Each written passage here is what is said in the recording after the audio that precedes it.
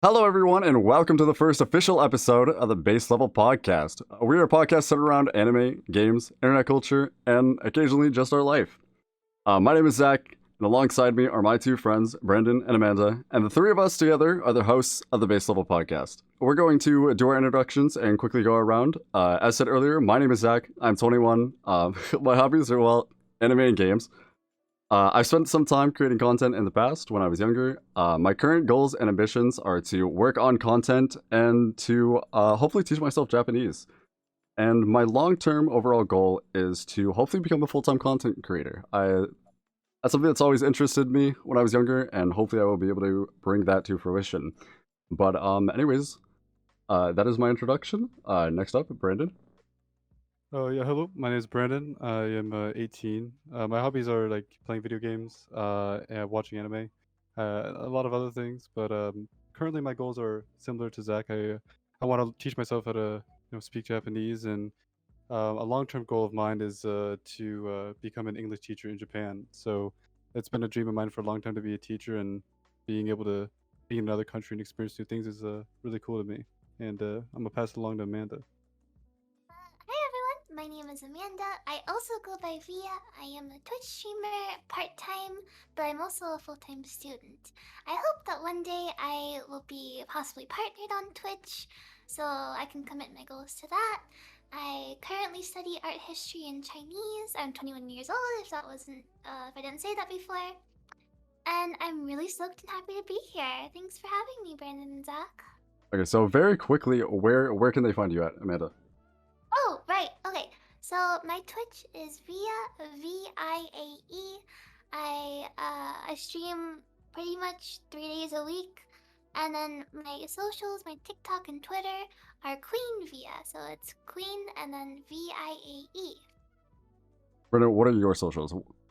Yeah, so I didn't say this before, but I also go by Karitoru online. So you can find me on Twitter, Karitoru, Karitoru.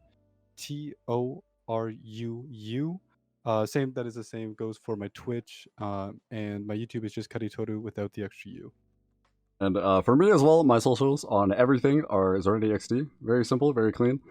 But to start off this podcast, we are going to be talking about our first time with games and anime. The first things that either got us into what we love today, our first game, or again, what made games so enjoyable for us. The game that actually launched off our fucking addictions.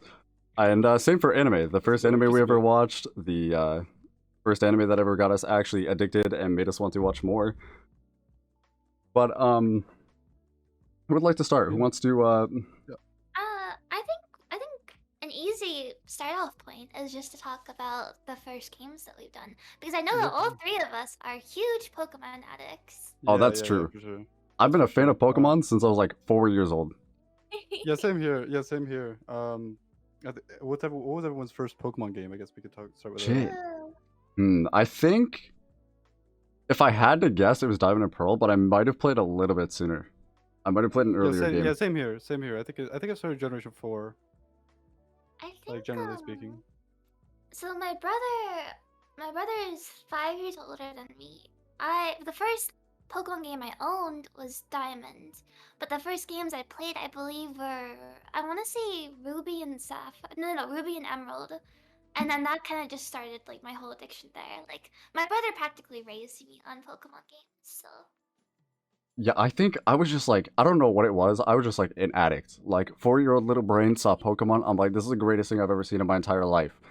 And so I just got addicted to like watching the show, the games, fucking literally everything. I have a picture of myself and one of my friends from when I was young of us just holding like a Pokeball in our hand and like a fucking Coke or something. It's so funny.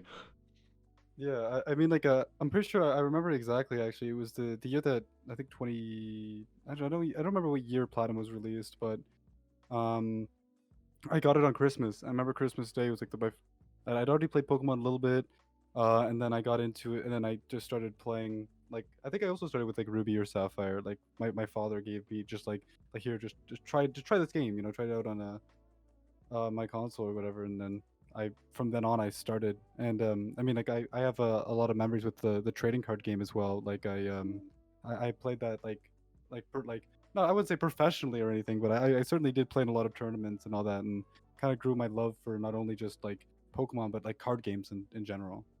I actually So forgot like how addicted I was to the card games. I used to go to like yeah, garage sales, and my mom would always like she knew how addicted I was to Pokemon, so she would always like try to help me get like binders of fucking Pokemon. Oh my god, I had so many Pokemon cards. It was actually absurd. I ended up giving a lot to my sister though, so my collection is like really fucking diminished. But I used to have so many. It was actually crazy. yeah, I same. Okay, go Amanda. I honestly like had forgotten about the whole Pokemon cards until that whole like controversy thing came up with the McDonald's Pokemon card toy giveaway for their Happy Meals. Remember those? Wait, Oh yeah. controversy? Wait, what happened? Like not Yeah. controversy, but like people Twitch streamers and like trading card addicts were like buying them out from McDonald's. They would like take out their entire stock. And Oh Yeah, my it got yeah. god. like it got ridiculous. It was honestly ridiculous. Speaking of like buying stuff out of stock, there's somebody who goes to my Walmart and as soon as he has to have like a goddamn insider. Like this man knows everything that's going on. He comes in as soon as the Pokemon cards are in stock and he buys all of them and resells them. And he did the same thing with our Funko Pops at the store. He bought It literally sounds all of them weird. for like $1,000 and just dipped. He's like, all right, I gotta go. Yeah, Holy smokes. I work at I actually work in Walmart, and the cool thing that's about it is that it's actually there's actually no Pokemon cards in the back. It's actually a vendor that will come, and like actually just like give the cards like when as like basically like certain days. So like when people are like were like, oh yeah, is there anything in the back? There's actually none. Like in the back, they come individually and put them out. And I remember when there was a new set that came out, I think about a year ago, and I just remember like I'm right next to the toy section. I just remember so many people like like rushing to this toy section the second that it opened, and like they didn't care about the pandemic. They didn't care about social distancing. They were running for those cards. Those cards were their life at that point, you know. So I think a lot of people are really addicted to like a lot of people resell them, which is it kind of gets like a little bit of it can get a little bit shady sometimes. I will say, Yeah. Then unfortunately. that's scalpers for you, I suppose. Yeah, that's true. Have you guys noticed that like most stores that you go to actually will only sell you a limited amount because of this? Yeah, I think Yeah, McDonald's actually ended up doing that because of the whole Pokemon card thing. They yeah. started limiting the Happy Meals. I don't know Yeah, and I'm why pretty my store hasn't done that yet. I'm pretty sure it's just like another thing that they could do if they were really like if this was like a business to them, like they're making money off of it. I've seen people like have a group of people, like they'll buy like they'll have like a group of people like they'll know how many are coming in. Like they'll have like you were saying like an inside man, and they'll have like they'll know it, so they'll have a group of people that come in and get it. Like or let's just say you can only have 5 packs per person, right? They'd have a group if there was 50 coming in that one day, they'd have 10 people to come in. They'd split the profit between. I'm like, this is like an operation, like Ocean's 11 or something like that, like just to get these Pokemon cards.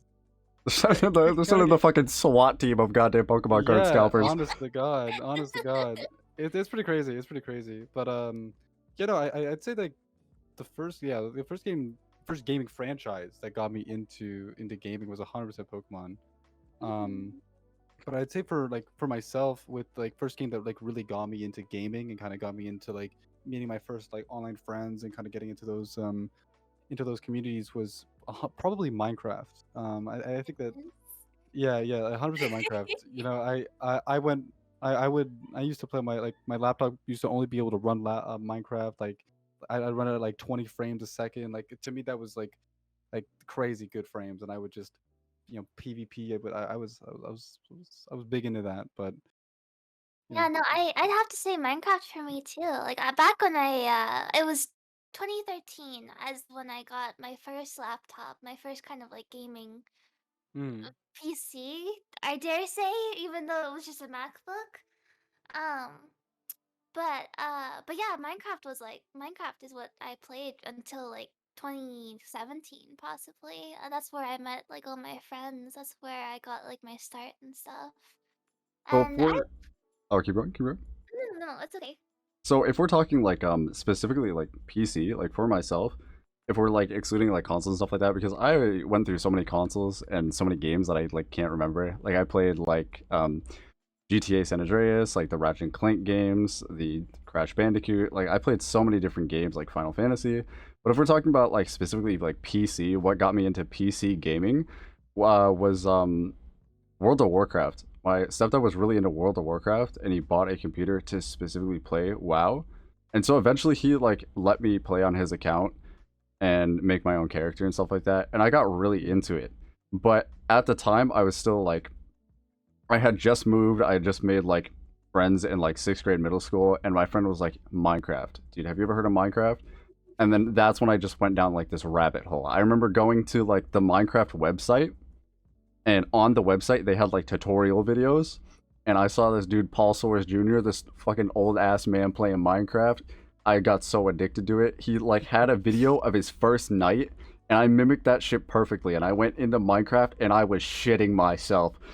The mobs were so scary, but yeah, overall, Yeah, that for is sure. what got me like extremely addicted. It was WoW first, but WoW was a little over my head. I was a little Yeah. bit of a dummy, but Minecraft was where it was at for me, and what absolutely launched me into just my realm of being online and meeting so many fucking amazing people and so many countless memories. Oh yeah, for sure. I actually want to expand upon that. Like you just reminded me of a memory. Like when I was like, what got me into Minecraft to begin with, was there was these kids at my school that they came up to me one day. They were my friends at the time, and they're like, hey, hey Brandon, how do you light a torch? How do you make a torch? And I'm like, I You don't light know. a torch. I was like, I don't know. You just like you had like a lighter. You maybe like put something on it, like a rice on that. They're like, no, you idiot. You put coal and a stick together. How did you know this? And I was so confused. I was like, what are you guys talking about? And then I remember I was watching Captain Sparkle's survival series when I Dude, finally oh started my playing. god. Yeah, like I got we had this like really bad computer, this like the home PC that I would play on, and I remember watching Captain Sparkle Survival Series, and I used to play on Pocket Edition, but I on Pocket Edition I made a base, and I got overwhelmed by mobs, and I didn't understand how to play the game at all, right? And then I listened to like one of Captain Sparkle's songs where he said like we back in the mine like digging our diamonds, and I'm like, wait, that's what I'm supposed to be doing? I'm supposed to be digging. So then I started doing that, and then it just kind of it's crazy to be like, Bro, he I set even you like on the right path. he really did. He really did. I mean, like, I was so addicted to that survival series. I would sit in my room, which is where I would get the worst internet, and I would keep refreshing the video. Like, I keep closing out of the video so the video would reload, because it would lag. And I remember when his survival series ended, and I didn't know he was making another one. I was in tears. I was devastated for the whole day. Like, I was really sad about the fact that Captain Sparkle survival series ended, and then eventually I eventually, it turns out that it was not ending, and I think he's still playing to this day, honestly. Yeah, he I definitely does. actually, yeah. I actually have a really good story about a lot of the Minecraft YouTubers, actually. Oh yeah. So, okay, let me set the scene. It was 2016, my Alright, 16th I'm picturing. birthday. My eyes Okay. are closed. It was my 16th Yeah, I suppose as birthday. well. I had like it's 3 years after I started playing Minecraft. I discovered Minecons. I begged my mom to get us tickets to Minecon because it was in Anaheim, California, and that's like 45 minutes away from me. And so I was begging my mom, and the day of ticket release, we both got on like all of our devices and tried to refresh and refresh and refresh and get the tickets, and we got them. So my mom and I, for my 16th birthday, we went down to Anaheim and we went to Minecon. And honestly, it was an amazing experience. Holy smokes. It was honestly so fun. I met up with some of my online friends, but at the time, I was a mod for a Minecraft server called Craftcadia. And the current owner of Craftcadia, his name was Fuzzybot, and he had like connections to all of these YouTubers. And so when I went to Minecon to meet up with him and just say like, "Hey, it's me, your your mod," I got to meet like Stampy, Captain Sparkles. I got to meet SS Sunday. it was really cool. And like I had no idea who half of them were at the time. I was just like, hello, nice to meet you. My name is Via. And at the time it wasn't just Via, it was Via the cat. But that's a whole other like, bucket of anchovies to open up. My child self is fuming. I'm fuming. Minecon, Yeah, that was the same here, fucking I'm- dream. Yeah, that was a dream. I remember my Minecraft account. I had an Optifine cape. I got it like I think the first time you can get an Optifine cape, I got it right. This guy on Skype, he's like, bro, I swear, you transfer me your Optifine cape and I can get you a Minecon cape. And I'm like, all right, yeah, for sure, I'm down for that trade. I'm there for it. I'm like, there's no way, really, dude. Thank you so much. He's like, no problem. I normally don't do this for people. He blocked me after I gave him the Optifine. Dude, you got scammed. Oh my god. I never got that cape. I never got that cape, but. But no, to Yeah, this no. day, like I treasure my Minecon cape because I had so many good memories there. I stood in Yeah. a 7-hour line to get a purple sheep plush, and honestly, maybe it was worth it. I don't know. Yeah. Maybe the purple was sleep was good, worth it. though. Do you guys Yeah. have like what is it? Do you guys have like besides like that story alone at Minecon, do you have specific stories with like big Minecraft YouTubers, like you having an interaction with them? Who was the Yeah. owner of the Kofi server and Badlion? Who Oh, was the owner? Kohi. Kohi Yeah, and Kohi. Badlion. I don't know There that was owner, but I Master remember G him. Berry and there was one other. Yeah. I It was. don't think it was the first guy. I think it was the second guy. But Yeah, I I know met who you're up with talking him about. and we were talking for a little bit. But like, Trying to think. I think I had a. I was in a lot of Badline UHG games. So like a lot of the big PvP Minecrafters like Dante, like all those kind of like Badline players, like PvP players, like that. I think they all eventually went to Overwatch actually, but um all those kind of players, like I've had interactions with them, like as in like I played either not with them, but I played against them most of the time, right? D Field, I think his name, yeah, D Field. Like I watch his streams religiously. He used to play CS:GO sometimes and like open up cases, and I would always tune out of the stream. You know So I what's was like, funny? I was actually in one of his like CS:GO streams when he was playing custom games. Yeah, I think really. I actually remember this very vividly. There was one, I was on his team, and he was like, yo, if you clutch this, I'll give you my knife. He had like an M9 bayonet sapphire. That shit was like $3,000. I was shaking in my chair. I knew it wasn't gonna fucking happen. I knew I was gonna clutch, but yeah, that's actually what I was going to mention is D-Field is the one person that I actually had a solid interaction with. I made friends with both of his younger brothers. And I became a part of his faction series, Faction Fuchsia, which was their first kind of like modded plugin-ish factions where you would use magic and wands for factions, and it was very cool. But the idea like died very quickly. Like the server didn't last very long, but I was in some of his videos. That's actually really cool. Yeah, that's awesome. Yeah. Wow. That knife though. Oof, oh my goodness. Yeah, that would have been pretty crazy if you got Yeah, it. it would have been absolutely nuts. I remember the first time I actually talked to him, like I was in TeamSpeak for him, and he was talking about like how he was about to record and shit like that and start his episode. Oh my god, I was trying so hard not to fanboy that I was actually like anxiously shaking. I was keeping it in so hard. I was like, I can't fuck this up. I can't fuck this up. It was so Yeah. hard to keep in because like that's someone I looked up to. Like I always watched his streams. I always was watching his videos and stuff like that because he was a part of the Cube at one point, and I was super was. into the Cube. I was And a huge grape applesauce fan. yeah, I liked Grape a lot too. I was always watching the like MCSG I almost said VTubers, MCSG YouTubers. I was into MCSG a lot. That's kind of Yeah. where like I feel like that's actually mostly where my competitive integrity started was Minecraft survival games. Oh yeah, for sure. Like the Hive or like I don't know if Badline really had much SG. I think I started on the Hive actually. I think Yeah, I started on the I didn't Hive. play MCSG at first. I played the Hive, and I I mean, I actually not to like I gotta expose my younger self, but I did fucking cheat on the Hive. I'm not even gonna cap. I did hack on the Hive, and I ended up getting banned.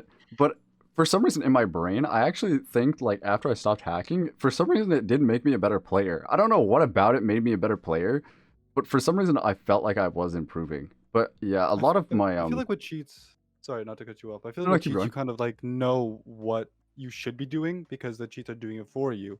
So then eventually, like when you actually have to do it yourself, you kind of like, oh wait, like when I was cheating, like when I was like locking on this guy, like the movement was kind of crazy. Maybe I should try to mimic those movements or something like that. So maybe Just you kind kind of of, like wire into it, you know? yeah, yeah, yeah. Yeah. Yeah. This is just a memo for everyone. If you want to get better at a game, cheat.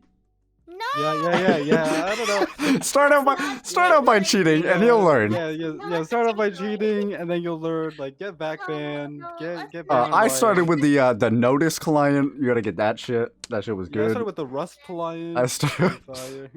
Most people are on the Um, Ghost client and shit now. I mean, Yeah. Guys, just for record, we don't support cheating. Please don't get yourself banned. yeah, Okay? no, don't She doesn't actually support cheat. cheating. Don't Yeah, actually don't cheat. actually get. No, don't. Don't actually I cheat. think my start to PvP, I was actually very loyal to the server that I worked for. I think I was on that server for a good like 5 to 6 years, I believe.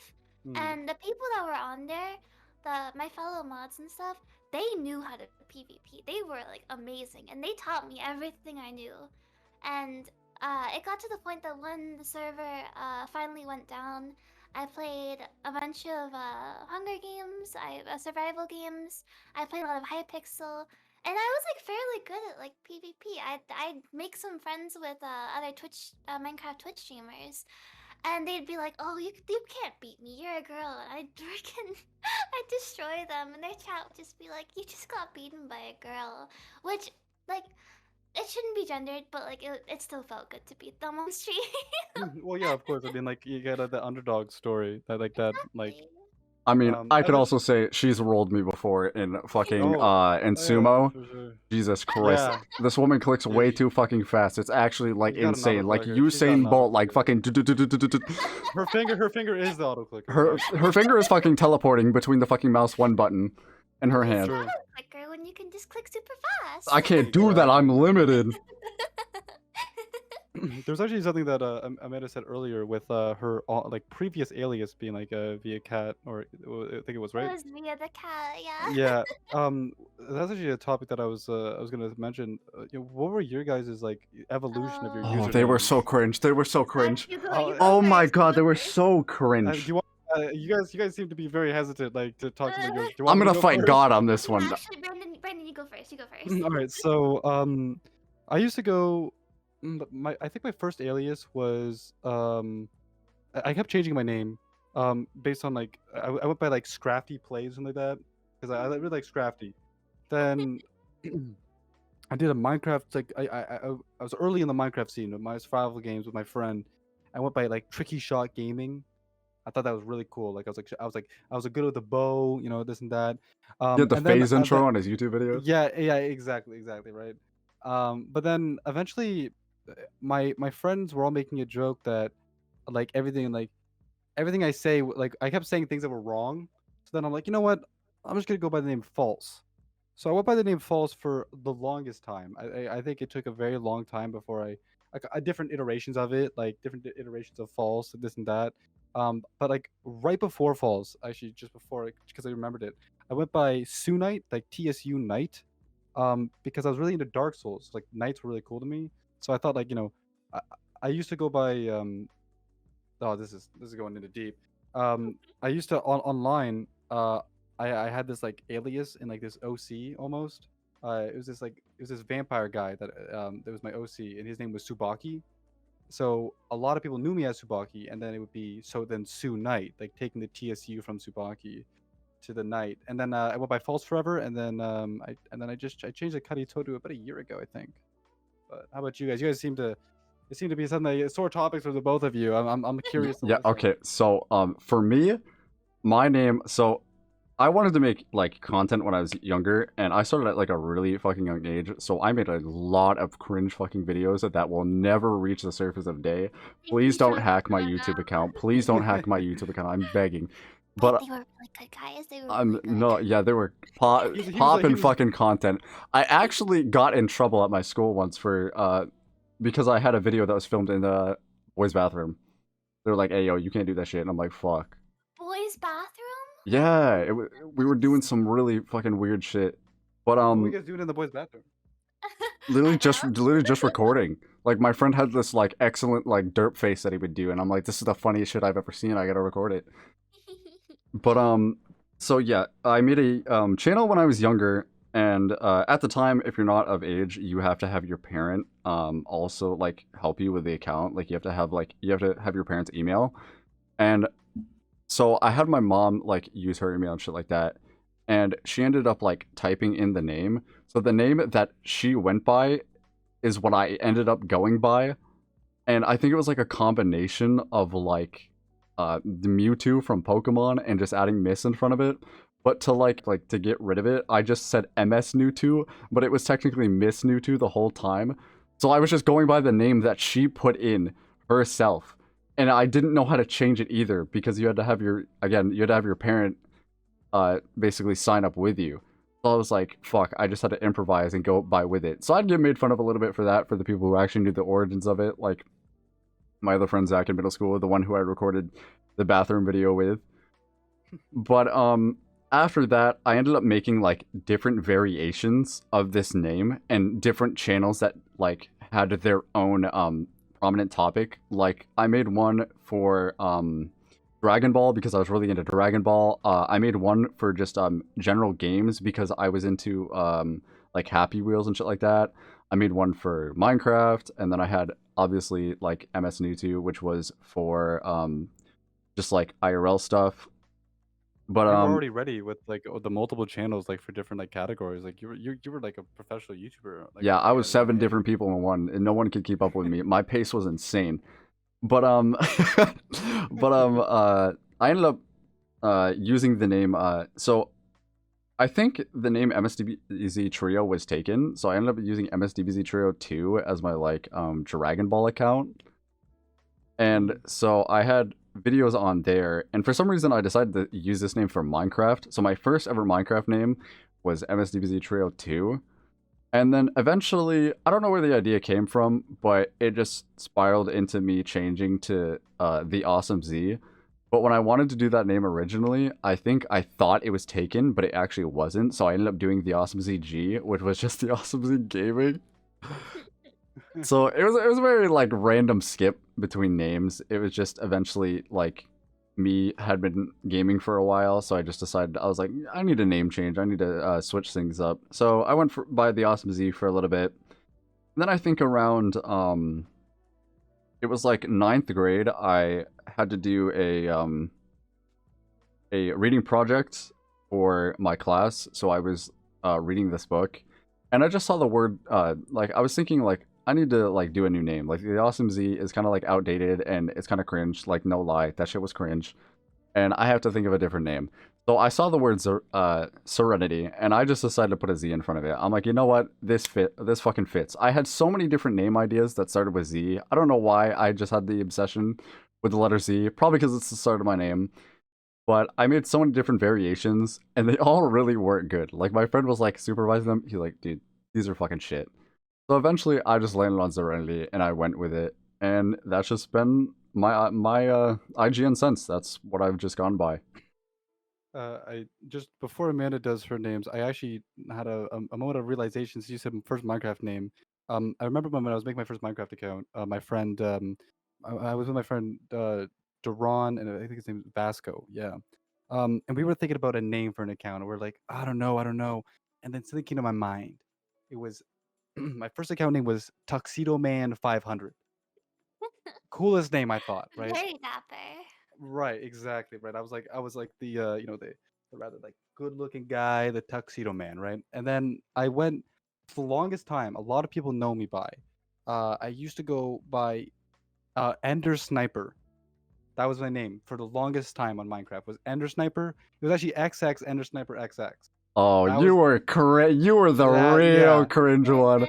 Anyone who had Yeah. XXX in their name, oh my god, that was the But it was like pinnacle of lowercase cringe. x, then capital Yep, X, yep, then that's Ender exactly Sniper, a then cod capital name, X cod lower. name. Yeah, exactly, right. And I went by that for the longest time, but then I changed it to Ender Sniper UHC because I was a UHC guy, right? So I just played that, and then it was just a bunch of random names. But anyways, you go, Amanda. I just kind of have it in the back of my mind. I'm like, wait, I have to say No, that. that's brilliant. Honestly, we gotta love the XX names. Exactly. Mine started out pretty basic. As we already touched on, we all love Pokemon.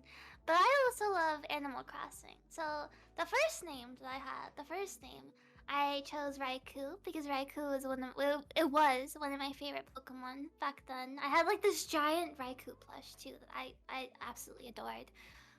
My brother gave it to me for like Christmas one year when I was little, and like, oh, best Christmas ever. But so I chose Raikou, and then I picked the first 3 letters of my name, so it was Raikou Emma, which I thought was like, Raikou, ask me anything. What are we asking Raikou to play? Raikou AMA. Oh my god. But then so when I started playing Pocket Edition on the phone, I was like, you know what? I want to be something from Animal Crossing now. And so I picked my favorite Animal Crossing villager at the time, which was Tangy. And Tangy was a cat villager. So I was like, this is perfect. So I did Tangy underscore the underscore cat. Oh my god. I thought I was the bee's knees then. I thought I was like so cute and so quirky with my cute little Tangy the cat name. But then I became Via pretty early, so Wait, quick question my- for you. Did Yes. you guys also have people in like lunch that would play Minecraft Pocket Edition? yes. Because oh my goodness. I had so many people. Like, I always hid that side of me, like that nerdy side of me, because I was scared of getting like judged or something like that. Like, I didn't want to walk up and just be like, "Hey, yo, I play Minecraft too, dog." But like, all these people would be playing Minecraft Pocket Edition or like being on their DS and something like that. But I couldn't go in and introduce myself because I was so scared. Okay, funnily enough, it wasn't at school for me. It was at soccer camp. So like during like lunchtime during my soccer camp, we would all like get together and play Minecraft. Oh my Pocket god, I just had oh my god. I used to fucking okay, did you guys also use PictoChat with your friends? I used to use Yeah. PictoChat with people on the bus. Edition. I used Yeah, to do it with yeah. my brother. Yeah, I did the same thing. I would add people. I would actually, because I had an iPod. I wasn't allowed to have an iPhone until like I think I had the iPhone 3. That was my first iPhone. And and you couldn't add anybody, right? So then what I would do is I would like send people like little like picto chats, and then they would like send it back. So then we had each other like in like a recent like ad like message or something like that. Or the on the DS there was there was a thing that was like the little like the me adventure with that you could like see you're trying to save the princess. You had to get the little puzzle pieces. And you have to, like, Oh, yeah, I know. That was that was yeah. on the 3DS. That was on the 3DS. Yeah, the 3DS. Yeah. Street When I got my Pass, right? yeah, Street Pass. There it is. I think that's the name. Whenever I would like Street Pass somebody, I'd always like try to have a conversation with them. Most of the time, people would never respond. But I was having. Hey, girl, got you on Street Pass. Let me get your Hey. number. Let me get that number. That's how you pick up the ladies for any of the Street single guys Pass. out there. Valentine's is coming up. And that's why you need to. Valentine's is coming up. stock- Bring your 3DS with you. Yeah, I was gonna say stock up on 3DSs. And just like lay them out around the city. And What? hopefully Like somebody a else fucking has like one. like you're setting up a fucking summoning circle. Yeah, Get me yeah. bitches, please. Get me. Yeah, like if you want a Valentine, you gotta really try for it. You know what I You mean? gotta work for it. You gotta work for it. You know, Valentine's they don't come easy. But Tell us go back to telling us the origins of your name. Oh, that's right. Okay, so like I said, I became Via pretty early on. It started, I believe, in middle school. So my best friend, it was just a random day in English. We were reading this book who had the character Via, and I don't remember the name of the book now. But there was like a really simple drawing of like this character named Via, and my best friend turned to me and said, "You look like Via," and I was like, "Okay, cool." And like she started up The as just, stars like, aligned. she started it up just like a joke, and like she would like call me Via every now and then, and it got to the point where like my class started to call me Via, and then like teachers would even start to call me Via, and I kind of just like went along with it. And so one of the first names from Tangy the cat, I went to Via the cat without the underscores, of course. I was over that. You know. That's actually like so interesting because not only is it like obviously your like overall name that you go by, but it was just generally turned into a nickname for you. Exactly, Yeah. yeah. So that's why like Via is really close to me. And it's even more so close to me because that my best friend at the time ended up moving away. So it became really sentimental to me. And so Via the Cat was born in about like I think 2016. And then actually my account got hacked after Minecon because of Oh, the via the meme. cat. And so Oh, Via Via the the Cat Cat. got turned into Frums, whatever that means. I don't know what that meant. But when I recovered my account, I changed it back to Via the Cat. But I think then, for like a really brief time, I decided to become Via Yuki. And I think, I don't know exactly what Yuki means. I want to believe it was happiness, but I don't really have any like reasoning behind why I named myself Via Yuki, but I didn't like it very long. So I just wanted to be Via. I just felt like Via. But unfortunately, because it was taken, I had to add like an I at the end, and because most of most platforms have like Via taken, I usually just add like an E on the end of it now. So it's just Via but with an E at the end. So yeah, but that's how I became Via. Yeah, it's actually it's a pretty good name. I mean, I don't think I had anybody calling me Ender Sniper in school for some reason. I don't know. Dude, I don't know I was why. begging Honestly, them to, but they wouldn't do it. yeah, they wouldn't call me Ender Sniper UHC. Like no teachers would call me that for some reason. Although I don't think I'll ever know. But yeah, no, I think that kind of transitions us into the next topic. I was thinking of like the animes that got us Actually, into anime. Like, before you do say this, Yuki okay, yeah. actually in Japanese means bravery or courage, Oh really? but it also means like snow.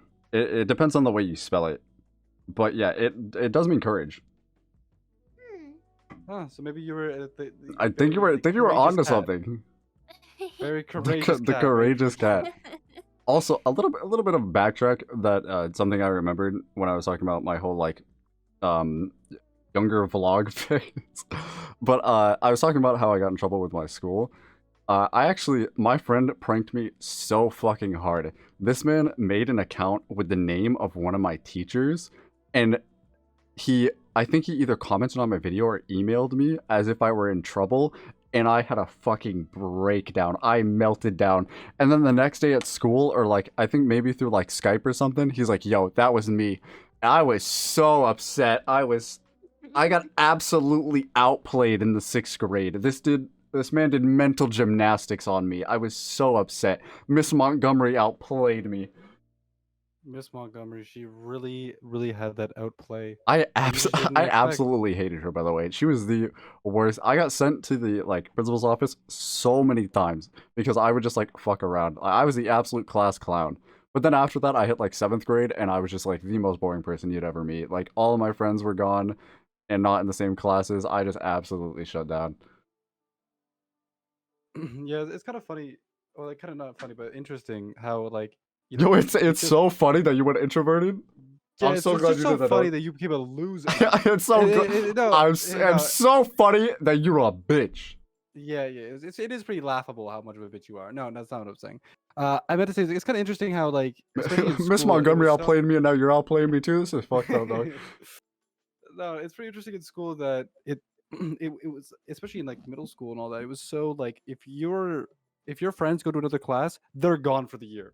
These people are never seen again. Like nowadays, it's a lot different. It's a very different, at least from what I can see with like my younger brothers. That they're playing like online with Xbox or something like that, or they're talking to Discord. But back then, like I don't know, I would never. If my friends were in the other class, they were like we were dead to one another for like that year. It was like they were in another fucking state. Like Exactly. Yeah. my 6th grade went from 2 classes to like 7. You went from 6th to 7th. You went from 2 classes to 7 classes, and there were also separate like classes. So they were like, you would go from 6th grade, and you'd have 7 classes now, but there were like 18 different teachers. So you'd be there would be no chance if you're in different curriculums. There'd be no chance that you'd even run into each other or that you'd be in the same like classes. It was so sad. Yeah, it is pretty sad how that worked. But how about you, Amanda? Do you find any? I don't know. I don't have anything to add there. I'm sorry. You didn't have any struggles like that in middle school? No I struggles mean, like that. Not really. I don't know. Did you have all the like the same classes for the most part, or do you not remember? Like we all had homeroom together, so. Oh, okay. So Yeah. okay, yeah. I guess Yeah, I we had a had homeroom technically a system. home room, but again, none of my friends like that because I made friends with about every person in my class because I was the absolute class clown. But there were like two people that I actually really made friends with, like on a personal level, and both of them really weren't in any of my classes. So it was very unfortunate. Yeah, but yeah, as I was saying before we kind of got onto that side topic. I think a good topic to move on to is the first. We're talking about the first games that got us into gaming and all that. I mean, I think it's pretty as from the podcast is about anime. All of us have like a anime inspired like profile picture stuff like that. What was the first anime that you guys watched, and then what was the? We'll move on to the one that kind of got you into actually watching more anime, right? Who wants to start this one? So if we're talking like very first anime, like before you, like if we're talking like anime before you even knew what anime was, I was Yeah, super addicted to the Pokemon anime and to Dragon Ball. Like I was hard into Dragon Ball. I would sit there on my like little laptop when I was in the 6th grade, and I would be on. My mom helped me find a website, and it was watchpokemon.com. But then I also realized that they had a website called watchdragonball.com. So I watched all the original of Dragon Ball, and then went on to Dragon Ball Z. I spent so much time just rewatching Pokemon and rewatching Dragon Ball, and I was just absolutely like addicted and enthralled with it. So that was where like my early onset happened with it. But if I were to cover like my first ever like I knew what anime was anime, it was definitely Sword Art. Sword Art Online was my first ever anime where I knew what anime was. Same here, same here. I think Yeah, same here. before Sword Art, the anime that kind of like introduced me to anime, surprisingly, was a horror anime named Another, which honestly is still one of my favorite animes. Like I don't handle gore or blood very well, but Another is just such a well done anime. It's got such a like a thrilling story, such a like a mystery to it, which I absolutely adore. I love mystery shows, mystery animes. Um, but that was the one that I just stumbled across it too on Instagram one day, and I was like, this seems interesting, and I decided to watch it, and I was instantly sucked in. I love the characters, I love the plot, and I love the twist too. But after Another, I was like trying to figure out what exactly I like in anime, and then my friend recommended Sword Art Online to me one day, and now it's an anime that I literally watch every single year. I have like an annual rewatching session of Sword Art Online. So, quick question: have you watched Another again since like the first time, like in recent Oh, times? Like, have yeah, you? hold on. Because sometimes, again, like when you watch stuff as a kid versus when you watch it when you're older, you've gone through so many more things, and you're like your judgment is a lot different. So it's interesting to see like how you would like when I watched for instance, the Percy Jackson movie. I thought Percy Jackson was a shit. I watched it like 4 years ago. That shit was absolutely horrible. So it's I it's just interesting to see like the contrast of like yeah, I get you. I think the last time I watched Another was like a couple years ago, and I think it still holds its own to this day, honestly. Like I still have like the deep appreciation I personally have not actually. watched Another, but I know the main girl is very iconic, like super iconic. Like Yeah, basically yeah. everyone knows who she is. Yeah. But then Sword Art Online, oh my goodness. I have so many praises for Sword Art Online. It does not deserve all like the hate that it gets. It doesn't deserve being called underrated. Or No, not sorry, not underrated. Overrated. It doesn't deserve being called overrated. in the anime community, that would actually be a hot take because so many Yeah, for sure. people love to shit on Sao for various Yeah. reasons, and I do understand it. Like I've come to a point where like if it were me when I first watched Sao, I'd defend that shit like it was my last day on Earth. I would absolutely Yeah, not let same. you talk shit on Sao. My boy fucking Kirito and Asuna, that was the cutest shit ever. I would not let you talk shit. Yui's cute as fuck too. I was about everything. But now that I've like matured and that I've watched a lot more anime and I'm very into the fucking medium, I can understand the downsides to it and how it can be not so great for people because the plot changes were like very dramatic. But for me, it still is like the same. Like I still love it just as much as I did when I originally watched it. I can just understand its faults now compared to like my first watch. But it was still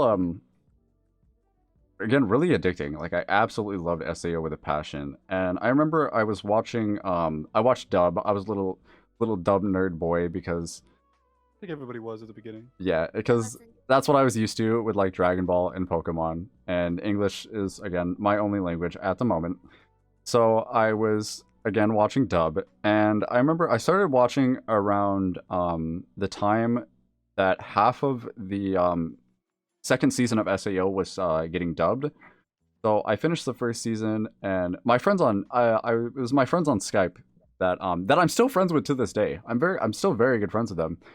That mentioned SAO, and so I started watching it, and then eventually got to the second season where it was still getting dubbed weekly and stuff like that. So I was keeping up with it, and I also remember at this time that Attack on Titan was very popular, and to my surprise, someone who I knew absolutely nothing about anime and did not know what anime was, and that I was only like, well, I'm not only school friends, but he was my school friend, and I was on a personal level with him. But like, it wasn't like we shared like many interests. Like, he was into games a little bit like that, but we didn't really like game together online or anything like I did with my other friend. But he was like, "Yo, Attack on Titan, you gotta watch this shit," and I'm like, "Wait, he's watching it like he's watching an anime? Like, does he even know what this is?" And the first time I ever watched Attack on Titan, I remember I watched it on my couch. I think maybe on Netflix. I'm not too sure. I'm pretty sure it was on Netflix. I watched it on my couch, and I watched the first episode, and that shit when I was younger was horrifying. The first opening scene, the first episode of Attack on Titan was absolutely fucking horrifying. I had to turn that shit off, and I did not watch it for like a few years after. My sister still to this day remembers being on that couch and watching it with me and being absolutely horrified. She would not watch Attack on Titan for the longest time because she could only remember that scene, and it scarred her. Oh, That's funny. no. Yeah, I think that's with a lot of like shows when we were younger that we were like, oh, this is let's give it a try, and then like the smallest thing would scare us to like, wait, I'm never watching this Courage the again. Cowardly Dog. That shit actually made me piss myself. I hated Courage the Cowardly Dog. I was so scared of that shit. That was a scary show, actually. For real! It was. That's It what I'm was. It was saying. scary. If that was your favorite show as a child, there's something wrong with you. I mean, not actually. I'm obviously joking, but it scared the shit out of me. I was actually He's dead really serious. scared of it. I am dead serious. You are dead to me. It was always Uh, on at like odd hours too. Yeah, it Yeah. was always on like at night. I It feel was so creepy. at least it was on like at 9 o'clock for me normally. I don't know, but for me with anime, the first anime I ever watched and was because of my father. Actually, he introduced me to anime when I was really young. And he was like, he always had these figurines that he would always have, and I was always so confused like who are these characters? Like what are these characters? And he had the disc. He had the disc set of Bleach. Do you remember what age this was Uh, at? Man, like 9 maybe. So Like this was like 10? super early for you. Yeah, 9 or 10. Yeah. And we started watching it. Originally, I had to stop watching Bleach because I got scared of him. I had nightmares of the hollows in Bleach. Oh, I was actually, so now that scared. you say that, I think they're on Adult Swim. There were animes that I see. Like I think I saw. If I had to guess, it was probably Inuyasha. And I remember there Mm. being like this like blood like slicing up scene, and oh my god, I strayed away from it. I was so fucking terrified. I think it was Inuyasha though. I'm not too sure. I have yet to. I've. It's a big blur in my memory, and I've never watched Inuyasha. One day I'll get to it, but yeah, I Yeah, remember same. they did air anime on Adult Swim. Yeah, they did. Yep, 100% they did. I know. I I remember know that for a that. fact. But yeah, no. So then I I watched Bleach up until for those who know Bleach, I watched it up until like the Arrancar arc. And then my father he would download the episodes onto his computer or onto a USB so that we could watch them when we would go up to like the cottage or something like that. But then eventually I just never finished it with him. So and instead I stopped watching anime for a few years, and then there was this girl in my class in like grade 6 that was like that was talking about this show like an SAO, and I was like a few years beforehand, like grade like 5 or like I think it was grade 5 or grade 4, I was watching Naruto like on YouTube. I would watch like anime on YouTube because I Oh didn't my know there was god, any don't get me. I there have was a any story for that later. Don't get me started. yeah, like so I watched all of SAO on YouTube. Actually, all of the first season on YouTube.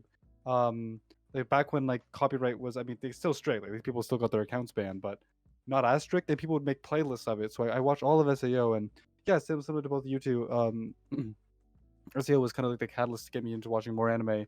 After SAO, I think the first anime after SAO was I think it was Akamega Kill, and then like Clannad, stuff like that. That's so And then cool, I- by the way, that we all have a relation to the same anime. Like, it was all an anime that basically, like, boosted our love for the medium. Yeah, and the same game that boosted our love for gaming, and the same Yeah, first we game all we share a played. lot of similarities. The synergy Yeah. here is fucking insane. Got some synergy. But you think you had a funny story about watching. Oh, okay. My anime funny on YouTube. story was the same person who like told me to watch Attack on Titan would also bring up like these YouTube clips of this anime, and at the time had no idea what anime was. These clips were fucking obscene, by the way. Like, this shit should not be seen by children whatsoever.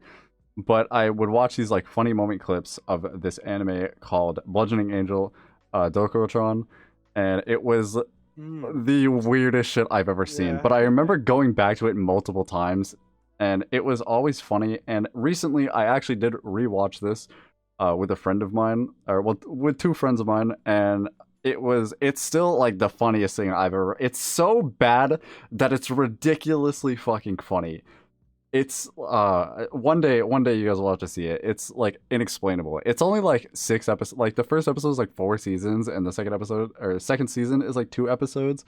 So it's not like long at all, but it's so obscene and it's so funny that it's just, oh my god. But again, I should have been watching that at a young age. My friend is an absolute like animal for showing me this. He shouldn't have been watching it either. I'm pretty sure my sister and his sister also watched with us. And it was not an anime for kids.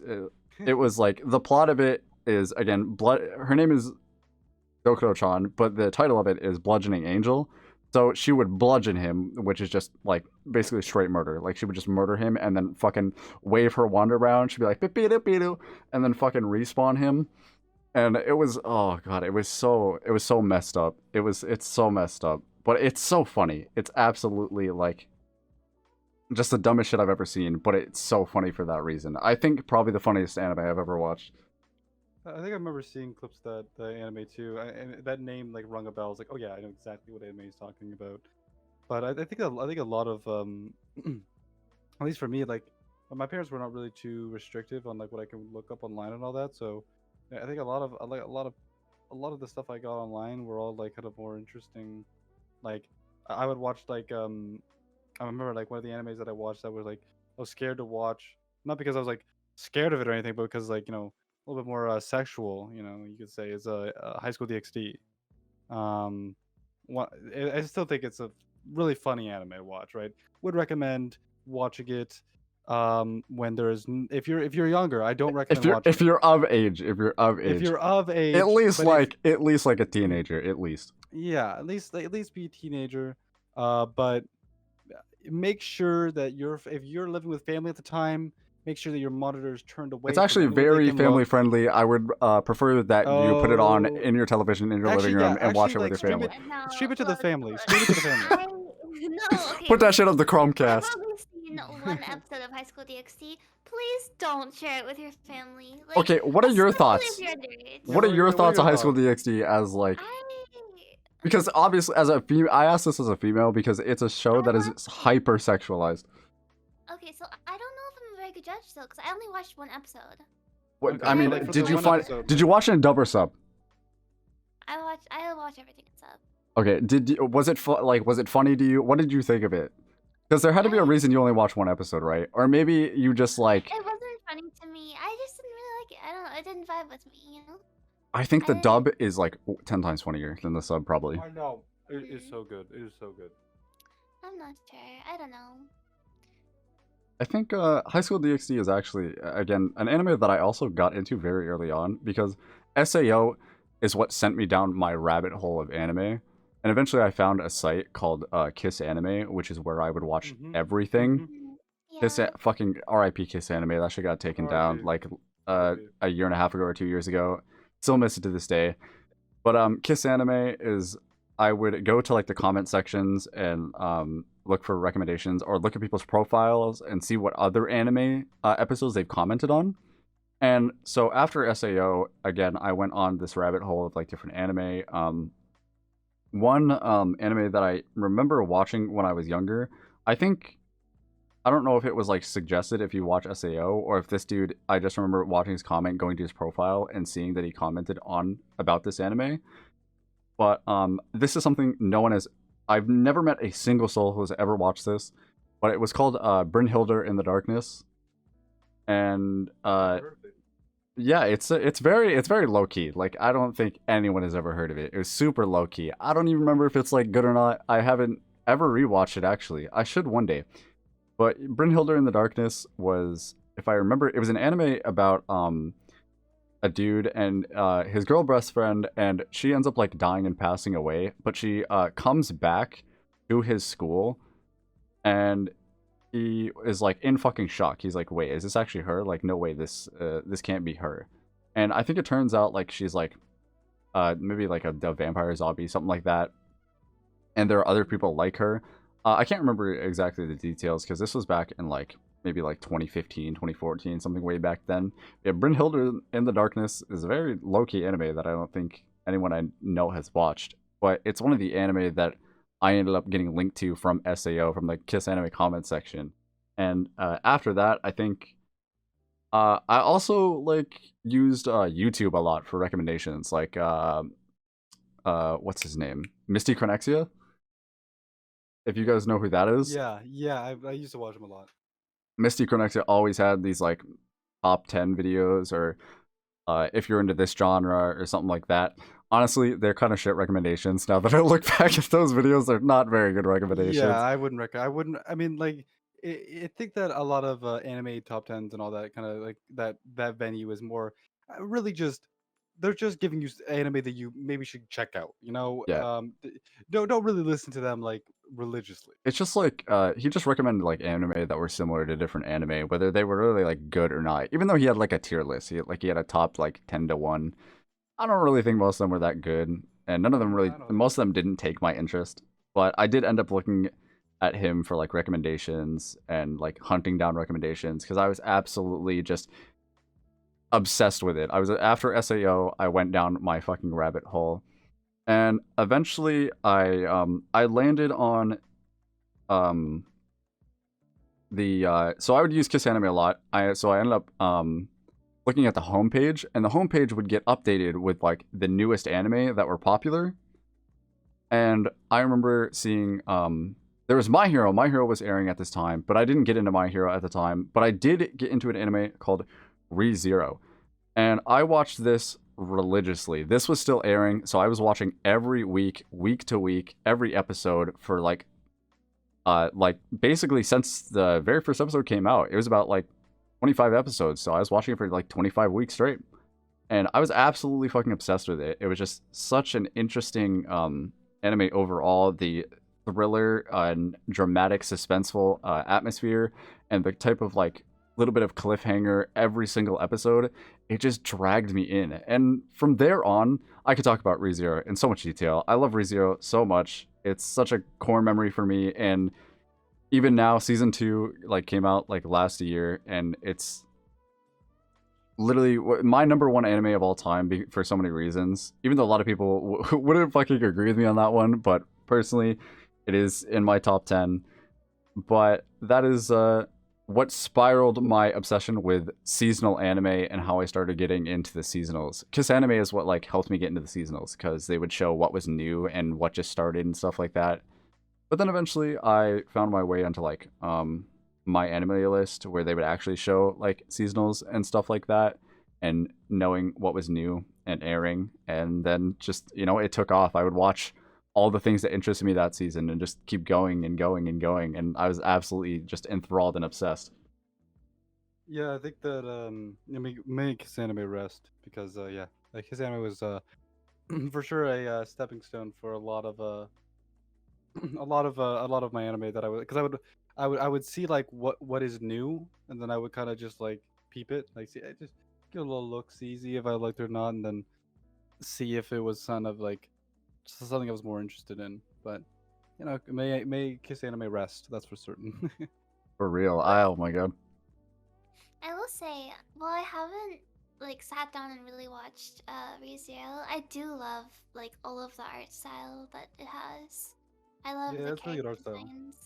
designs. The one thing that sticks out for ReZero the most for me, besides like the obvious like just plot world building stuff like that, is the voice actor for the main character Subaru is absolutely insane. His voice acting is so crazy for like core scenes. So most people probably know what ReZero is if you're an anime fan, but for the general knowledge, ReZero is an anime about the main character Subaru who gets sent to another world, and he has the power to reset to a certain checkpoint that he has met every time he dies. So there's a lot of gruesome deaths that you have to experience and stuff like that, and since he can remember all of his deaths and remember everything that's happened, it really like messes with him mentally. But yeah, his voice acting in very core scenes is so crazy. He does such a good job, and it really like drives everything home. And the soundtrack I will never forget. The Witch's Calling is so nostalgic. It just, oh my god, it drives you insane. The Witch's Calling is such a good OST. It's so creepy. Yeah. From the episodes that I watched, because I too have not finished it. But from the episodes I watched, I mean, it is a really good anime. One of those anime that I think that I can 100% like when I get the time to sit down and watch it, which it will probably be with you. But when I get the time to sit down and watch it, it'll be something that I'll be happy I actually watched. Because a lot of the time, like I definitely recommend like ReZero to like everyone. I mean, obviously it's not going to be for everyone, and a lot of people Yeah. have a lot of hot takes, like especially on TikTok. I'm on TikTok a lot, and I see people shit on ReZero all the time. And their one like thing that they say the most is it's like repetitive. But that's because like he has to relive the same scenario a few times to eventually like get past his goal. People are like, "Oh, that's so fucking repetitive. Like I don't want to see it." But it's like different every time he dies, you know? It's like he learns a little bit more and changes up the way he approaches it and stuff like that. And for me, it was always like it was super interesting to see because it was always ending on like him dying, like and what the fuck, like how did he die? What the fuck happened? Like what's going to happen again?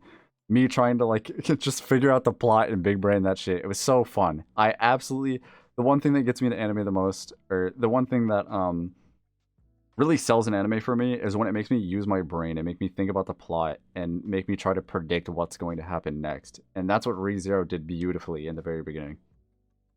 Yeah, I think that's a big core thing for an anime is if it pulls you in, like really makes you want to watch more than just like want to watch it just because of like maybe this is kind of okay, maybe I'll watch another episode. But if you're really like enthralled, like you're really in deep and like you want to you don't want to watch an episode just because like, oh, it's just the next episode. You want to you're on the edge of your seat like when that episode ends. That's an anime that you'll always have great memories with. At least that's what I've found. Yeah, that was definitely me with ReZero. It very incored itself into my memory. It was just absolutely stuck with me, and it stuck all the way through. Like that was back in 2016, and it took about like 5 years for it to get to season 2, and I was still obsessed and still excited for that season 2. None of my anticipation settled down.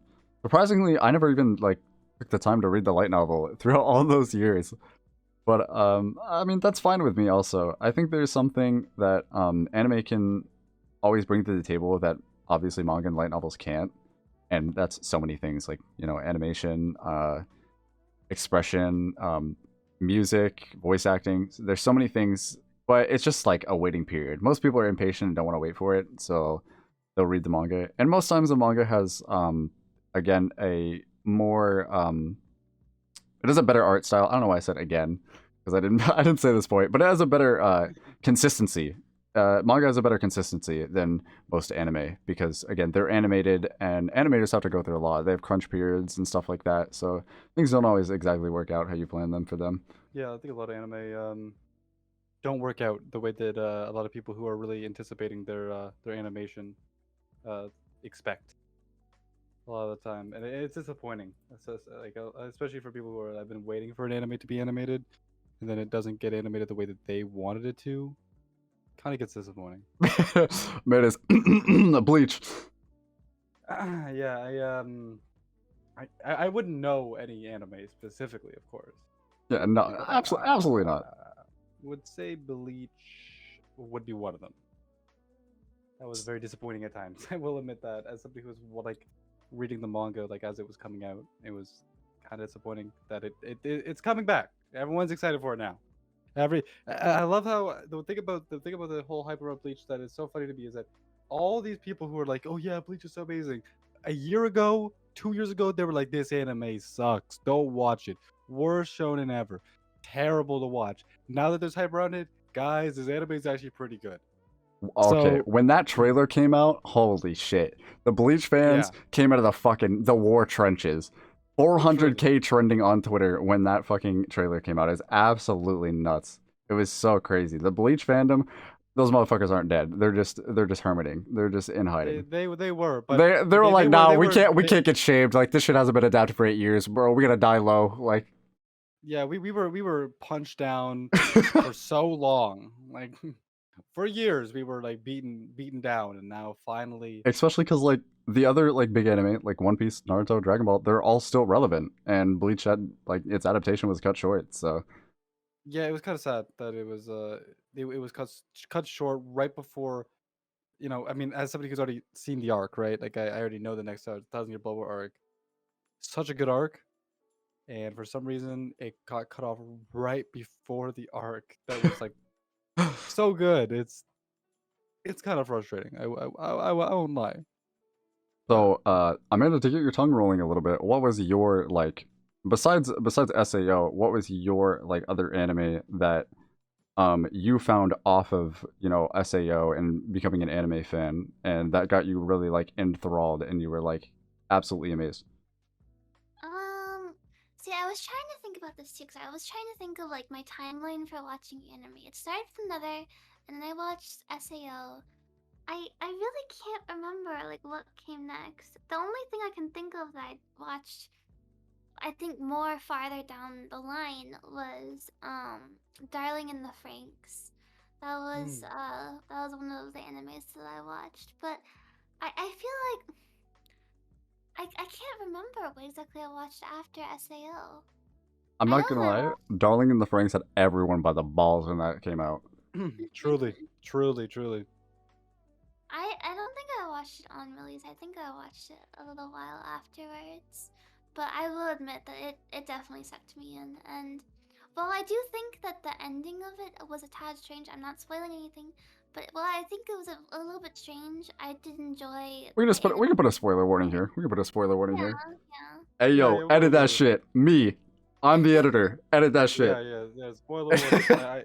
I will say, as somebody who's watched it, I will say that the ending is, you could call it strange. I would say That shit was bad. confusing. That shit, what? Yeah, no, it didn't really make a whole lot of sense. It didn't make a whole lot of sense, and it was really like a letdown. I feel.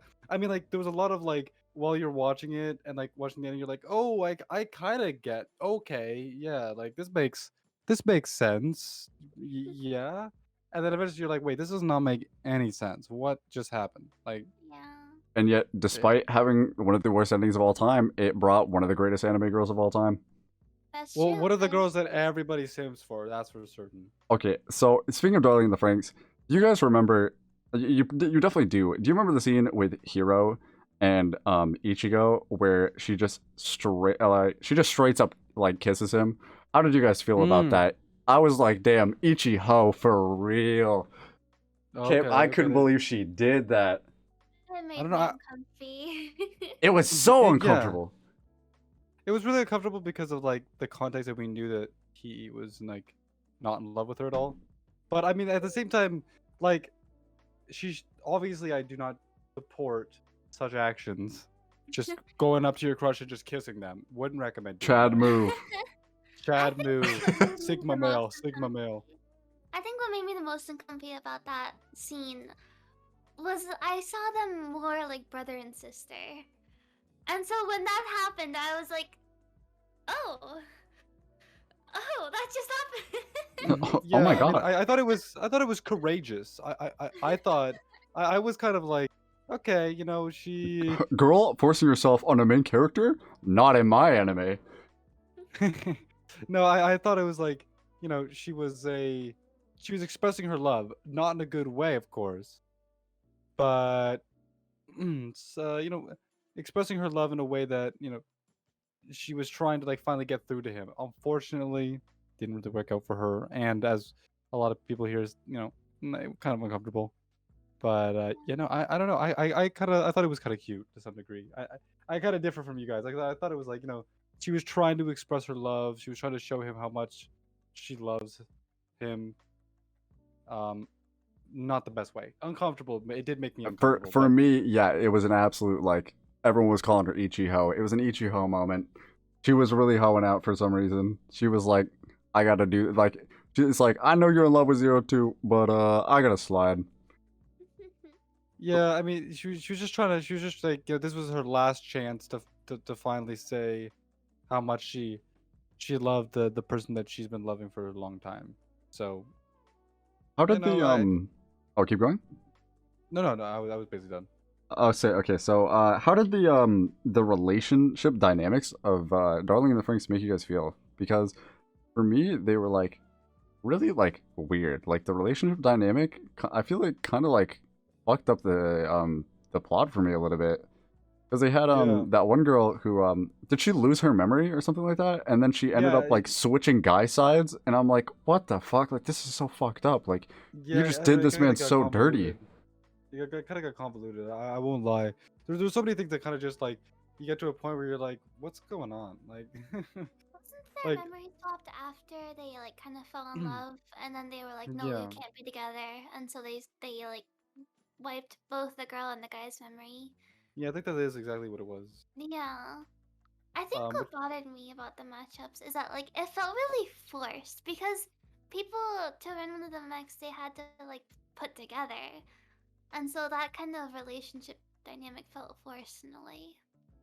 yeah, You know for sure. what also was really weird for me is they forced like they just for no reason it feel like they just threw this out of left field. They made that girl like a lesbian for no reason. Like there was no need to do that, but they just were like, all right, we're gonna throw in this girl and we're gonna make her in love with the girl who's in love with the main character. We just have to throw this absolutely weird fucking tangled up relationship power dynamic into this anime.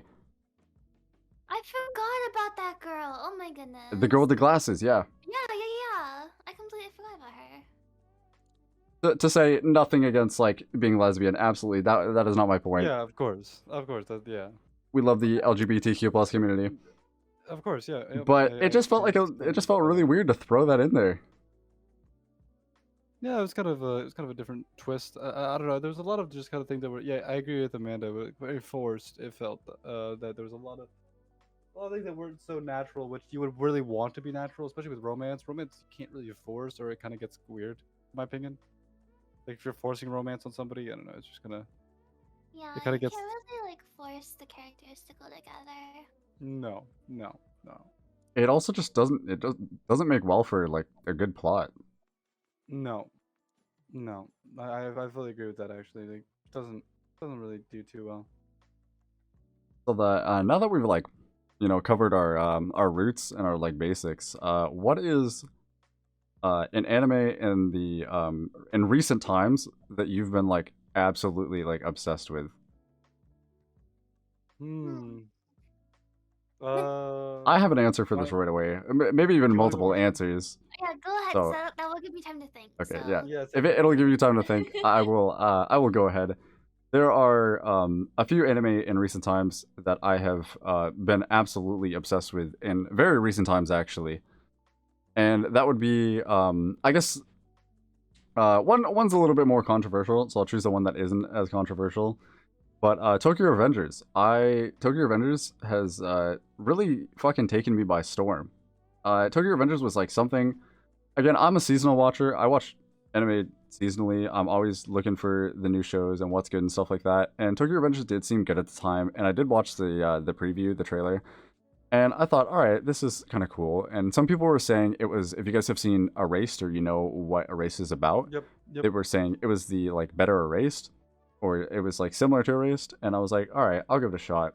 And the first few episodes, it was like okay. Like I was like, all right, this is interesting. But something it really did well for me was every episode it got a little bit more interesting and intriguing and started to hook you in. And by like episode 4 or 5, you were just locked in.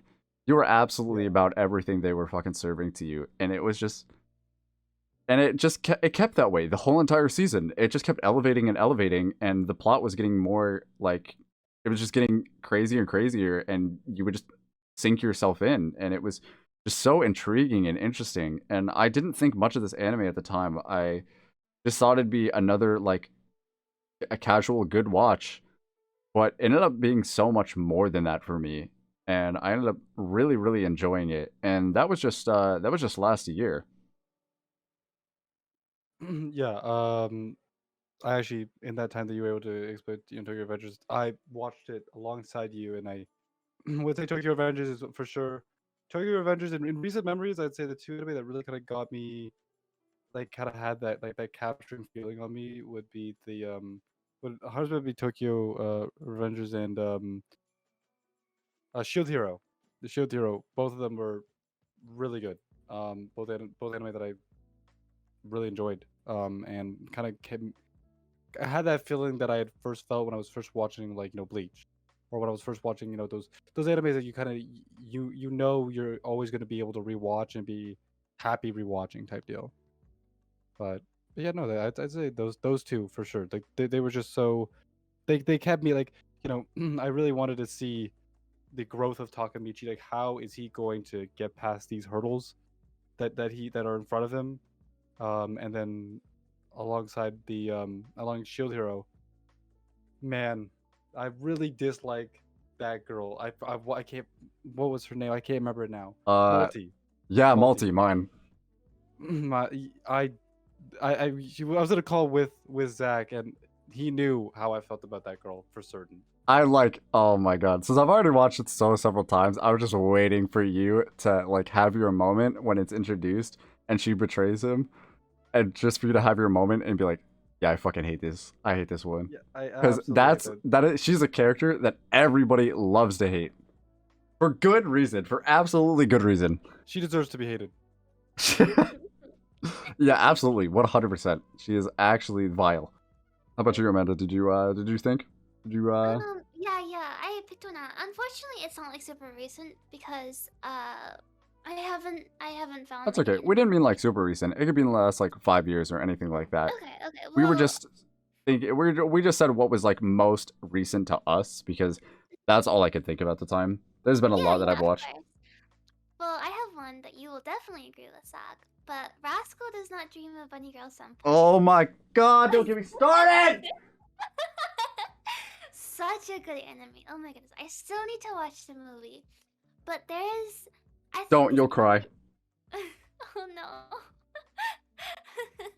I think what stands out about this anime is that it's got like different plot points, but it still has like the key theme of romance and like moving on. And oh my goodness, it's so beautiful. The animation is stunning. By the way, I talk a lot about the animation because I'm an artist, so I study a lot of art and such, and I'm actually an art history major. But anyways, definitely the art style is super captivating. But I think the one line that like really sticks out to me in this anime is shoot, what's the girl's name, Zach? Uh frick, what's her name? I'm trying to remember. The girl that like he loses, but then she comes back. Oh, wait, you're just talking about It- like, are you just talking about Mai in general, like the bunny girl? No, not my. Or are you Son. talking about the The girl that like, the comes back when she's younger. yeah, I can't remember her name either because she's way more relevant in the movie because the movie is all about her, but I can't like specifically remember Shoko? her name. Was it Yeah, I Shoko? think it is Shoko. I think it is Shoko. Shoko Makinahara. Okay, one of the line it was. She was googling that shit while we were talking. Yeah, no, I did. So it was one of the lines that she said to Sakuta when At the beach? before she disappeared, and that line has like stuck with me like ever since I watched the anime. But I think I'm not, don't quote me on this because it's not like it's not exactly the line, but she said something along the lines of, "I live each day trying to be kinder than I was the last," and that line like is what I try and live by now because it's such a beautiful line, and I feel like it's such a motivating and like it's beautiful. Honestly, the whole anime is beautiful. So like if anyone's looking for an anime to watch, I definitely recommend Rascal. Just an editor's note here, but the last 20 minutes of the podcast does get a little sentimental and mushy, so if that is not your cup of tea, that is okay, but fair warning. I think Do you want to add to that? also something that's very interesting is besides obviously like the beautiful animation, Cloverworks is very good at animation in their peak. They did kind of fuck up Promised Neverland season 2 though, so that's a fucking RIP. And they did Wonder Egg pretty dirty, but Cloverworks at their peak has very good animation and very good art quality. Their art quality is really good. But to add to that, the most interesting part about what she said to him is that Sakata is such a nonchalant, kind of doesn't care about anything, mess around character. But that's something he really took to heart and actually started to live by. He really that really sunk into him. And this is a spoiler warning if you haven't watched the show, but if you have watched the show, you know that ends up like being his first crush and his first love, because that was something he really needed to hear in that moment and something he absolutely started to live by. And you can really tell he started to live by that, even if his attitude didn't really show too much. It's his actions that shined through and actually showed that meant something to him. Yeah, definitely. Also, my favorite part of Bunny Girl Senpai is just the character relationships in general, like the dynamic and the way the characters interact is so like flawless. Like they have such good chemistry with all of the characters, and they play off each other really well, and it's just so like nice to see. Like a lot of anime don't do that too well. I'll have to go ahead, Amanda. I was just gonna say, I think what's also like really stunning about it is that the soundtrack is amazing. Oh my goodness, the opening and the outro, yeah, both of them are beautiful. Like the outro, I think, has gone viral on TikTok. It's been used for a lot of videos. Yeah, I've seen it a lot. I've definitely seen it a lot. I think they like slightly remixed it a little bit too, if I remember. Yeah, I think it has been remixed a lot. I know that it's been in a lot of like songs, at least. Like there's been, I think, a few songs at least that have used it. There's also like there's a meme of the guy in his classroom dressing up as the bunny girl, and like with all of his friends all dressed up as bunny Oh, girls. I never saw that. That's funny. I'll have to link it to you after after we're done recording. But yeah, no, that was actually, I guess we could probably play it on screen. I don't think it's copyrighted. But like maybe like for editing. Editor's note. Say- Editor's note again. Editor's note.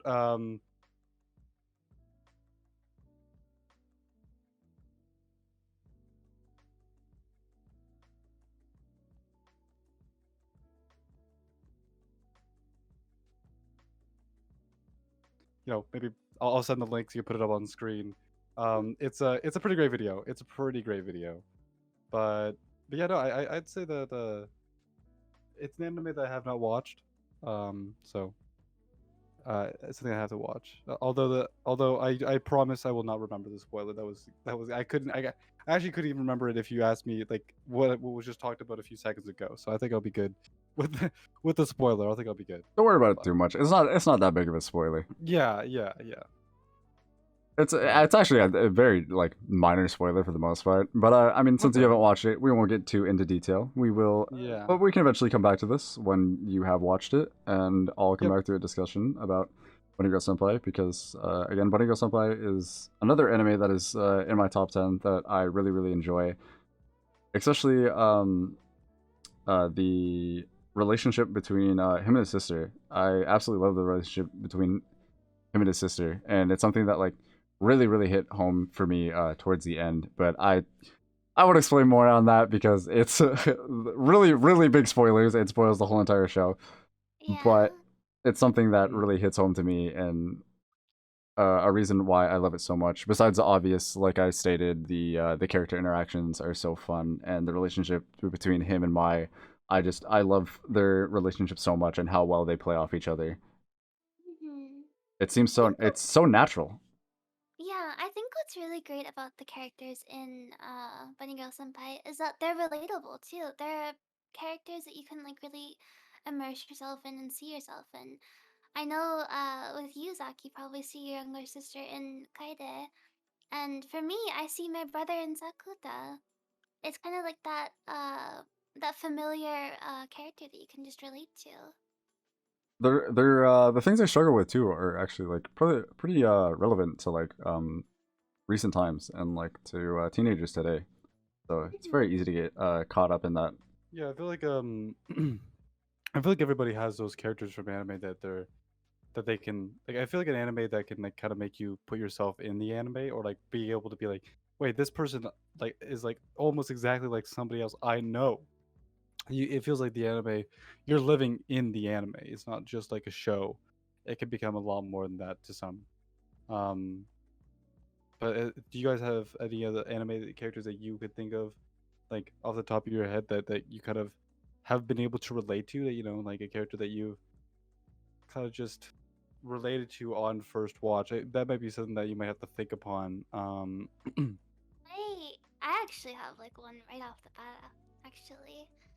So I want to circle back to SAO because in the second season of SAO, we're introduced to a character named Sinan, who is this girl who in real life was traumatized at a young age by a bank robbery, and she was put in a horribly unfortunate situation of taking the gun from the person who was robbing the bank and shooting him dead. And keep in mind, she was about like 7 years old at the time, so this incident traumatized her for life. But in the world of SAO, a game on the Nerve Gear was introduced called GGO, Gun Gale Online. And in order to conquer her fear, her trauma, she immerses herself in this world and states that she wants to be the strongest person in this world so that she may eventually get over that trauma. And to do that, she enters herself in Bullet of Bullets and works together with Kirito to solve a mystery, but also to win the game, the tournament. And I think, first of all, I think this character is amazing. She is one of the few females in the shooting game, which I could really relate to because I played a lot of CS:GO, I play a lot of Valorant. I don't, I see primarily those kind of games are primarily dominated by males, and unfortunately, in the kind of community that we're in at the moment, gamer girls are frowned upon in games like CS:GO. So seeing this strong female who is holding her own in a shooting game is incredible because she's so inspirational. She's so strong. She favors sniper weapons, which I kind of love because I also use a lot of snipers in my gameplay. But it's so hard not to connect to Sinan for me. And I love her character, I love her design, and I just love how brave and strong she is. I think for me, very good points by the way. It's really cool to see that you Yeah, agreed. relate to her on such a level just because of gaming in general, and that's the way that you made your connection. Yeah. But overall for me, I can't say I have a character that I directly relate to, but I definitely have aspects of characters that I can relate to or that I've taken away from, like in or even just like aspects that I wish I had myself. But for like multiple examples, Sakuta from Bunny Girl Senpai, I relate to him on a certain level. Not entirely because he's a little bit he's a little bit more relaxed than I am. But another character would be God, I can't remember his name. Hachiman. Hachiman from My Teen Romantic Comedy.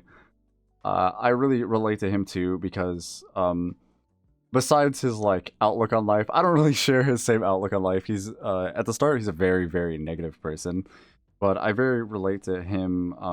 You know, struggling to keep up appearances and kind of seeming like really weird throughout his school life, and ended up being an introvert and getting so into his own head because of everything that had happened. But I mean, eventually over time, he learns and he grows because he finds connection with other people, and I relate to that a lot too. I think everybody has had someone or multiple people in their lives that have helped them elevate themselves to a certain level, and they've learned something from them or taken away from them. And that is what happened for him for the most part. He was very introverted and to himself and kind of hated everyone.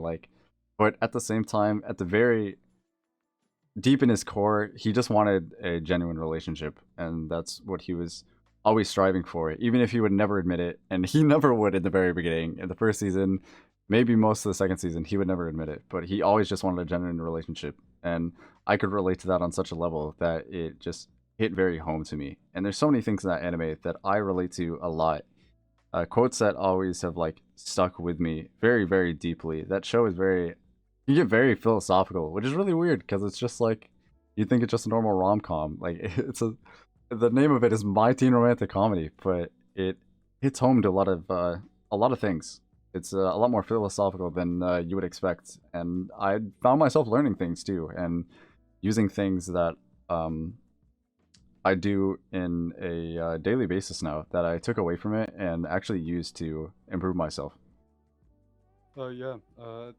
I'd say similar to you. You were saying that there's no character that directly, I can directly say, oh yeah, this is just like me. I would say the character that I most related to He just like for me the for real, longest. for real. Yeah, he's just like me for real, for real. Would be Sasuke Uchiha from Naruto. Throughout most of my especially when I was a kid, obviously can't relate to him entirely. My family wasn't murdered. For spoilers, for those who have not watched Naruto at this point, there's a spoiler warning there. I can't relate to them on that point, obviously, but I can relate to just feeling like an outcast, always feeling like people don't understand me, don't understand why I do what I do, or understand, always feeling like nobody will understand me or nobody will get me. I mean, he was always a character that I found myself gravitating towards, and there are, and then on the opposite side, another character that I can relate to, are actually two characters that actually sometimes get compared to one another, is Gojo from Jujutsu Kaisen, and Kakashi, both two characters that are very calm and relaxed. I try, so I suppose I aspire to be like them, rather than can relate to them. But Gojo, he's very comedic. Both of them are very comedic. They try to make light of hard situations, and I try to do that as much as I can, especially when I'm in a situation that I can't, you know, I can't think of anything positive. I try to make jokes about it, or make it try to make it funny and all that. So again, it's similar to you, Zach. You don't have a character that I can directly relate to, but I have especially characters that I can say that aspects of them that I can relate to. I think those two characters, for instance, too, Kakashi and Gojo, one thing to take away from them is they're just absolute sheer confidence in their ability, which I think most people should try to strive for. It's hard. It is hard to get confidence Yeah. from someone who struggles with that a lot, but when you improve over time and you work on things and you find consistency, then it's you find confidence to be a lot easier. But seeing characters that can just absolutely have 100% confidence in their ability, it's so inspiring. There was for me, same thing with confidence with me is you know for me with confidence, the thing that I always say to people who struggle with it, obviously it's different for each person, right? But confidence is something that you just, unfortunately, you can get beaten down as much as you can. But the way that I always think about it is there always is going to be either you're not confident because you don't have a lover, or you don't feel like the opposite sex or the same sex is looking at you the way that you'd want them to. But there's always going to be somewhere out there. And at the end of the day, my father, he always tells me, he did a lot of he was really into fighting and all that. And one of the things he says to me is one of his masters said was, you know if you're not 100%, then you can't be 100% for anyone else, right? So confidence is something that you will grow. You just believe in yourself. You will always, if you can believe in yourself as much as it may be hard, you will you will learn to that believing in yourself is something that's so important in your day to day. You'll do a lot more things that you never thought you'd be able to do just because you have that little bit more confidence in yourself, or you feel a lot less like nervous to do something. Just taking that leap is something that I always recommend to people who are, who get to that point, like who aren't able to have that confidence I that mean, others do. exactly as Hey, Brandon that's was saying. It's Mm. even for the younger audience and for the older audience, confidence is something that can absolutely be built upon, and you can work on and improve on. It'll bring you far. I mean, it's not easy. It's definitely not easy, No. but if you take the time and go little by little, confidence is absolutely something that you can work on and improve and gain. And also to backtrack a little bit to your Sasuke point, Naruto was actually in the like same exact position, and that's why he stuck with Sasuke for so long. Is because they were both in that same exact position where nobody Yeah. really understood them because of their situations, but it was just two sides of a different coin. One was more Exactly. positive, one was more negative. But I mean, Naruto stuck with him for so long because they were so much more alike than Sasuke probably realized. So And it's the same thing with not to cut you off there, but same thing with Kakashi and Sasuke. I mean, there's a clip that a lot of people have probably seen like on TikTok and all that, but from the from Naruto where Sasuke is saying to Kakashi like, "You'll never understand me. Like, how? What if I go and kill everybody that meant something to you? Maybe then you'll understand me." And then Kakashi says, "Well, you know, unfortunately, they're already dead." So I mean, those two characters, like in that moment, Sasuke like understands that he can relate more to Kakashi, and then those two characters, like Sasuke kind of like uses a lot of the he kind of grows from Kakashi using the Chidori and all that. So I think it's really the character writing in Naruto can be very good. TLDR, the Naruto has very good character development and writing. I think Kakashi is even a better example of like confidence in general compared to Mhm. Gojo, because Gojo is like he has overwhelming fucking confidence in his ability.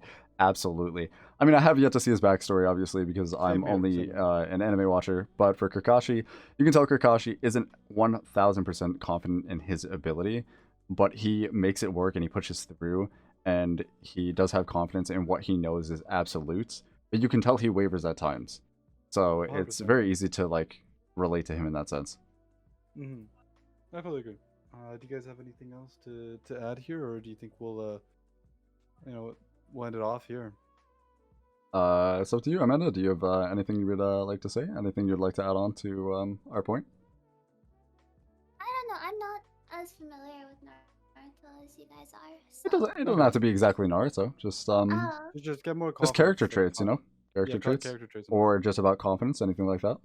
I mean, I will say when I can't think of a specific character for this, but I will say when you do encounter these characters in anime that like emanate the feeling of confidence, it's really empowering. Like you start to put yourself into their shoes, and I feel like this is kind of like a basic thing to say, but I've seen a lot of videos and stuff of people saying like, "Oh, I'm going to the movies," and after they watch the movie, they start being like, "You know what? I'm gonna change my entire personality to be like this one person." And Yeah. like, well, maybe you don't want to change your whole personality. It is kind of nice to And like. that's where Tumblr kinning started. It's It is true. just kind of nice to like see these like strong characters and like you gain a lot from what they've experienced as well, you know? So Yeah, I don't know. absolutely. I think that's just really really empowering. Yeah, and That's to expand upon that. Sorry, do you oh, want to keep say? going, keep going. I was gonna say, I think the biggest thing that people, especially with those kind of like as you were saying, Amanda, like those people go to the movies and they become a character. I'd say to those people and to those who kind of like change their personality based on like different mediums, don't change to be somebody else. Take what you can from the person that you're trying to be and add it to yourself instead of becoming. I never became. I can't say that I'm the same as Sasuke or Kakashi or Gojo, but I took especially from like other things you can take and learn from them and kind of like expand upon that in your own life. without just becoming a carbon copy. Yeah, no, I think that's a really good point actually. And I actually have a line that I used to tell myself when I was going through a really dark part of my life, and I always told myself that I want to change and grow to become the best version of myself that I can be.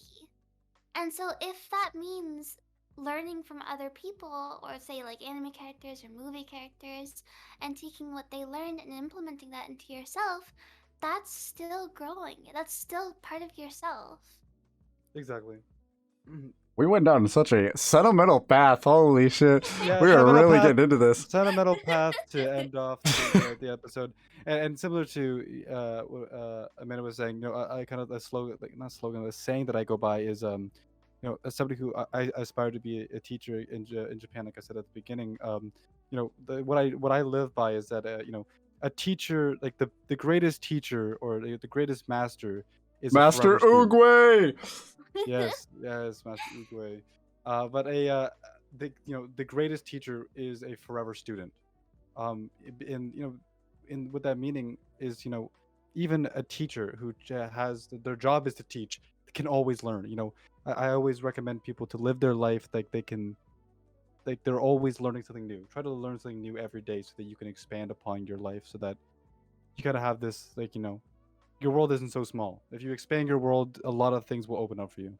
Yeah, perspective is so important. Perspective will Yeah, always be that's a perfect very word for it. important. Perspective. But Yeah. to add on to this, what I was going to say is that even in the smallest things and forms like anime seems to be will be called childish by many people always, but I always think there's a lot more to it than that, and I think this goes for everything in life, even if it's the most childish or smallest thing. There's always something that you can take away from it and learn and improve upon yourself just by looking at it a little bit differently than other people would if you just take the time to look at it, And most people will struggle with their insecurities, and that's why they find and nitpick these certain things from like anime, games, any form of medium. And it's just so interesting to see what people can find and take away from themselves and add upon themselves too. Because I've definitely done that with myself. I've definitely had a lot of time with anime. It seems so like cringy and nerdy, and it absolutely is. But there's been a lot that I've taken away from anime that I've added to myself because it like hit me on such a fundamental level. And that's one thing that also really elevates a show for me is something that I can take away from and actually learn from and spend my time learning from. It really just adds to the overall aspect of the show. I mean, besides like having the thriller suspense and trying to question the plot and figure out what it is, another on the other side of that is just being able to learn something and being able to take it to heart and improve upon yourself because you could see the finer things in this medium. It's so blissful and just so surreal to be able to do that. Yeah. Wow. Agreed. Beautiful. Wonderful, lovely. A very good point as to kind of transition into the end of the episode. I think that we kind of went over like some really good topics for our first episode, and to those watching, I really hope you enjoyed this our first episode of the podcast, and tune in for more. Yeah, definitely. This was I think it was a very good first episode. I think we covered a lot, For sure. and we Yeah. got to talk a lot about things. We might have gone on a little bit of tangents, a little bit of rants. That's always That's fine. okay. But the more we do this, the more we'll improve, and we're always going to be thinking of things to talk about. There's always things in daily life. We don't always have to go back to our roots. There's things that are again in our daily lives that we can always talk about, and that's the fun part of starting a podcast and having a podcast is just the many things that there are to talk about. And Jesus Christ, we could definitely fucking talk. We could definitely talk. If you listening have any suggestions for us to talk about, please let us know as well. We're always open for suggestions. Of course, yep. Oh I yeah, fully agree definitely. with that. I would love to see what other people would like us to talk about, because it doesn't just have to be our ideas or what's relevant to us. It can also be what's relevant to you guys. We would definitely love to see your suggestions and ideas. But on that note, ladies and gentlemen, this is going to be the end of the official episode and first episode of the Base Level Podcast. I thank you guys so much for listening in. This was a good hour and 45 minutes, not long. We didn't really know how long we were going to go for. There was really no initial plan here. We just wanted to finally start things off because we've been preparing for this for so long. But again, thank you guys for tuning in so much. I really appreciate it. You can find us at our socials. My socials, again, are at Zerenityxd. And their socials will be... Karitoru, Karitoruu. And And I am Amanda? Via, VIAE. My TikTok and Twitter are Queen Via, VIAE. Again, thank you guys so much for having us. And Yes, thank you very again, much. make sure to check out our socials. Thank you guys so much for tuning in. We will see you in the next episode of the Base Level Podcast.